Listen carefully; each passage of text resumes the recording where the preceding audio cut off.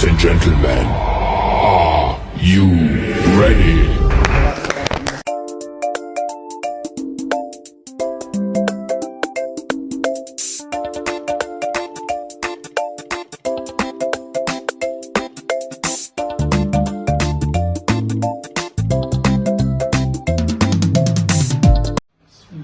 السلام عليكم ورحمة الله وبركاته. قلب ونكسن مركلة إسنا قلبتي أيام كونا أو جمعة تاريخ ذو وبيخ سدح هذا وسدح لبوك لباتني سدح قفكي لبات أيام نوفدية وأصير على مريت سنة كهر لبوك لباتني لبو كوجولستي درجة إيد ستار على مريت سنة هي $10,000 مركين الجوال لو بدلا هل مليون وقول يعفتكم ninka abaalmarinta aan guddoonsiin doono muddo ka yar 2 sano shaqadaan kusoo biiray xilliga uu kusoo biiray xilligeedii abaalmarintii qaatay la fadhiya hadda waa Mustafa Maxamed.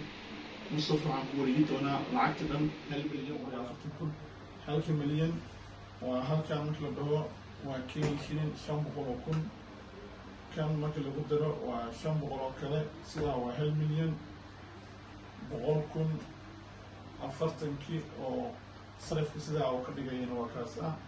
Mustafa Maxamed soo dhowow lacagtaasaan ku wareejinayaa. aad baa umahadsantahay. bismillahi raxmaan raxiim. magacaygu waa Mustafa Maxamed. waxaan ka mid ahay dadka ka shaqeynaya shirkadda Tianis. waxaan ku jiraa darajada yaqaan star. shirkaddan Tianis waxaan ka shaqeynayaa sanad iyo 10 bilood aan ka shaqeynayaa. maalintaan kusoo biiray aad baan xusuustaa. waxaan kusoo biiray taariikh 12 bishii 3aad 2021 taariikh 2021 ayaa shirkaddan kusoo biiray. maalintaan shirkaddan kusoo biiray waxyaalay buug warbixinta lagu sheegay waxaa ka mid ahaa in shirkadda Tianis haddii go-aan aan u qaato aan ka shaqeeyo aan maalin ka samayn karo abaalmarin gaari aan ka qaadan karo. runtii taas ilaahay maanta soo gaarsiiyey. ilaahay maxaa la siilaa marka hore oo maanta aan guddoomayo gaariga ugu horreeyo ay shirkadda Tianis ay abaalmarin ahaan igu siiso kaasoo qiimihiisu dhan yahay lacag 1 milyan iyo 140,000 oo Kenyan shilin ah.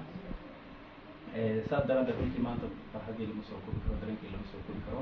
anaa ugu mahadcelinayaa fursaddan dadkii soo gaarsiiyey khaasatan abaalmarinteeda Nasir Maxamed Xaaji oo anigoo iska ciyaal dhalinyaro oo telesiilista fursaddan ay soo gaarsiisay ina sheegtay inaan halkan ka samayn karo. sidoo kale waxaan halkan ugu mahadcelinayaa dhammaan dadkii isoo gacan qabtay ila soo shaqeeyay ay ka mid yihiin abaalmarinada halkan fadhiyo abaalan arab ugu horreeya abaalan halooyin ku xigo. sidoo kale waxaan u mahadcelinayaa downloadyadeeda dadkii